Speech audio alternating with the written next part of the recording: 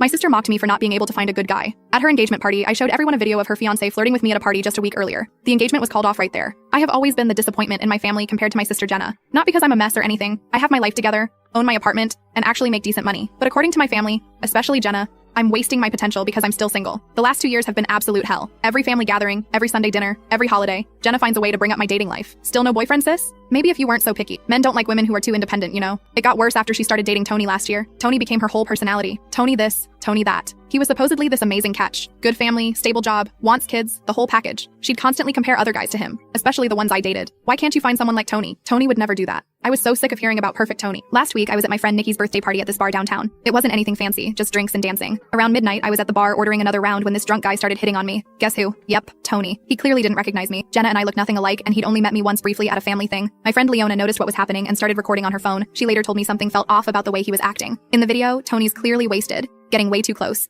trying to get my number. He kept saying stuff like, my relationship isn't serious, and I'm not really ready to settle down yet. The kicker? He tried to kiss me. When I pushed him away and told him who I was, he turned white as a sheet and practically ran out of the bar. I sat on that video for a week, torn about what to do. Part of me wanted to tell Jenna privately, but every time I thought about it, I remembered all the times she'd humiliated me in front of our family, all the snide comments about how I can't keep a man. Then came their engagement party yesterday. About 50 people at our parents' house. Family, friends, their coworkers. Right before the toast started, Jenna cornered me by the bathroom. You know, she said, loud enough for nearby guests to hear, if you weren't so difficult, you could find someone like Tony instead of dying alone with your cats. She doesn't even know if I like cats. Something in me snapped. When it was time for speeches, I asked to go first. I looked directly at Jenna and Tony at their sweetheart table. You know, my sister always says I need to find someone like Tony. Someone perfect, right? Well, Jenna, I actually had a really interesting interaction with Tony last week that I'd love to share with everyone. I connected my phone to the TV and watched Jenna's smug smile slowly fade. I have a special video to show everyone about how amazing Tony really is. The video started playing. You could hear every word. Tony's slurred voice calling me baby, asking for my number, saying how he wasn't looking for anything serious, and how relationships are just for show anyway. The camera caught him perfectly as he leaned in to kiss me, then his face turning ghost white when I told him who I was.